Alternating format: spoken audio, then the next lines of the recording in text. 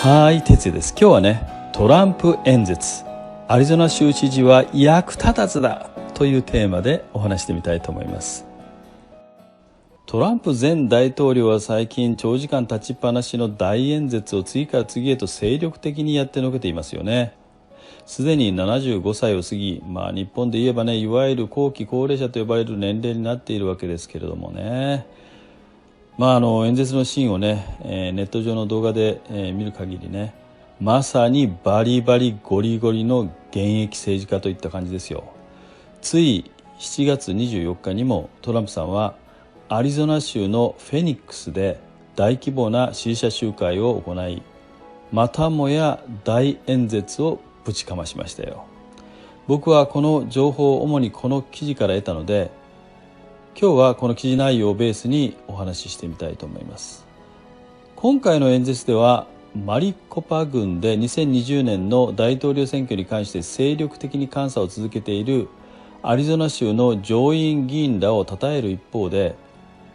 ダグ・デューシーアリゾナ州知事を思いっきりこき下ろしました。トランプさんは選挙の完全性を求める集会と銘打った今回の集会での演説をまず大勢の支持者に向かってアリゾナ州上院の勇敢かつ不屈の保守派の戦士たちに感謝することから始めました。複数のアリゾナ州の共和党上院議員が参加する中、特に去年の12月から始まった今回の監査をずっと指揮監督してきたアリゾナ州のカレン・ファン上院議長に感謝の言葉を投げかけました。またアリゾナ共和党会議議長のケリー・ウォード氏のことについても、とてつもない勇気を持った本物の戦士だと褒めたたえました。そしてここからにわかにダグ・デューシーアリゾナ州知事批判が始まりました。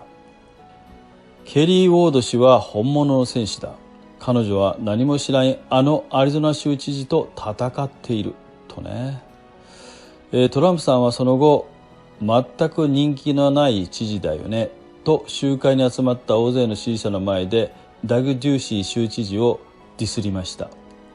ここでちょっと念のために言っておきますけどね、今名前が挙がったカレン・ファン上院議長、それからケリー・ウォード議長、そしてダグ・デューシーアリゾナ州知事には一つの共通点があるんですよね。その共通点って何だと思いますか？そう、実はトランプさんが名前を挙げたこの3人ともリパブリカン、つまり共和党員なんですね。そう、3人とも。しかしトランプさんはその中の2人、上院議長と共和党会議議長を褒めたたえる一方で、同じく共和党のダグ・デューシー州知事だけは思いっきり退避するようにこき下ろしたんですよ。なぜならこの中でデューシー州知事だけがライノ、つまり名ばかりの共和党員、裏切り者だからです。ところでトランプさんの演説のいい点は何といってもね、ユーモアにあふれているところなんですよね。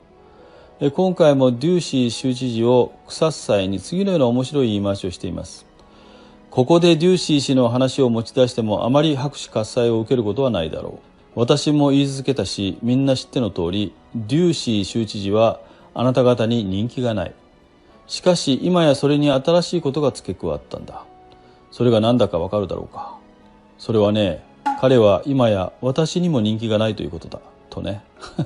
なんか面白いですね、言い方が。ご承知の通り、今現在ね、アリゾナ州では2020年の大統領選挙が詐欺にまみれていたというね、トランプさんの主張を受けて徹底的に監査が行われています。そしてトランプさんによればですね、信じがたいような不正が次々に明らかになっているとのことなんですね。グランドキャニオン州とも呼ばれるこのアリゾナ州はもともと保守が強い州でした。しかしバイデン氏は1996年以来この州で勝利した最初の民主党大統領候補となったんですね。トランプさんとの票差はわずか 1% 未満でした。ただし同州で最も人口の多いマリコパ郡ではなぜかバイデンさんがトランプさんを2ポイント差で破ったことになっているんですよね。そして今そこがね、非常に怪しくなっているということなんです。今後すべての不正が明るみに出れば、本当はトランプさんが勝利していたという結果が出るかもしれませんね。デューシー州知事は不正に関する調査もせず、バイデン氏の勝利を早々と公式に認定したことで、トランプさんから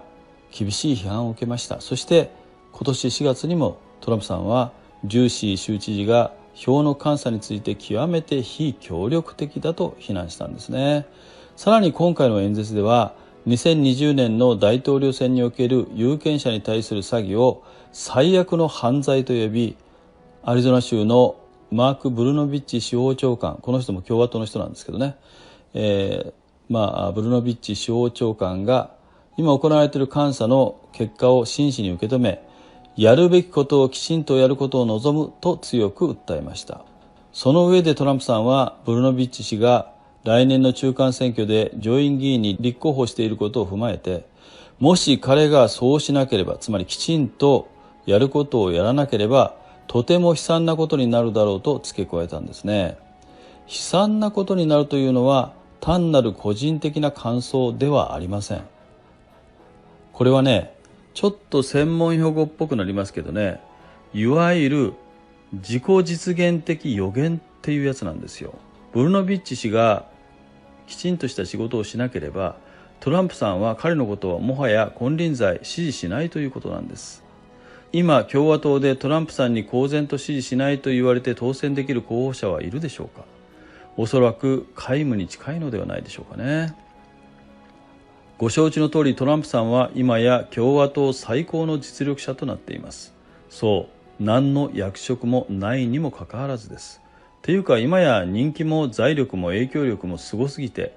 他の政治家とは全く比較にならない状態なんです。先日テキサス州ダラスで開催された CPAC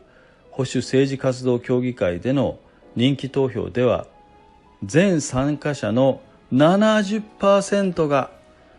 今大統領選があったらトランプさんに投票すると答えたというんですからね。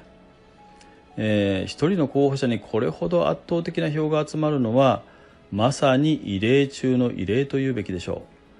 う。なんせね、この数字は今人気絶頂のロン・ディサンティスフロリダ州知事とクリスティ・ノームサウスダコタ州知事に加えて、ポンペイオ兄貴、マルコ・ルビオ、ランド・ポール、ニッキー・ヘイリー、ジョシュ・ホーリー、そしてテッド・クルーズらの各氏を押す票を全部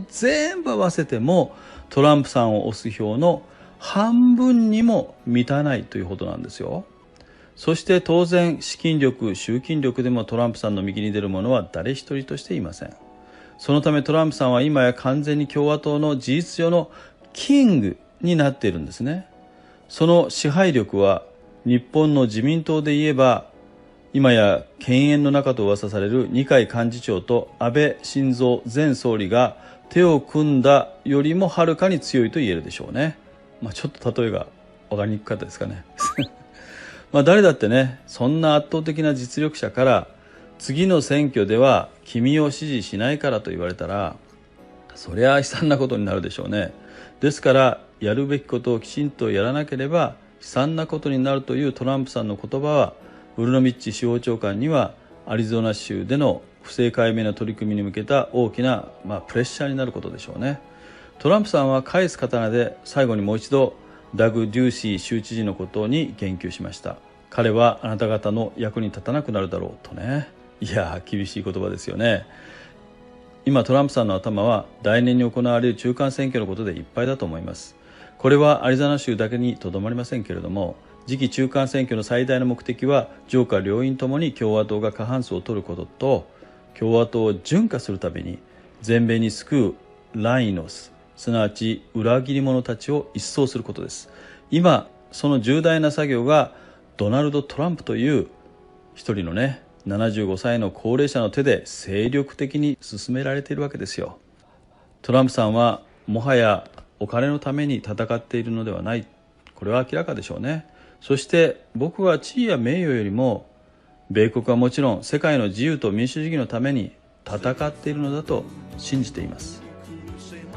だから僕はこれからもトランプさんが着実かつ精力的な歩みを続けるインクレディブルジャーニー、希望の旅を心から応援し続けたいと思っています。あなたはどうお考えでしょうか。ではまた。Good luck。目覚めよ日本人。今回のようなお話に興味のある方はぜひチャンネル登録をよろしくお願いします。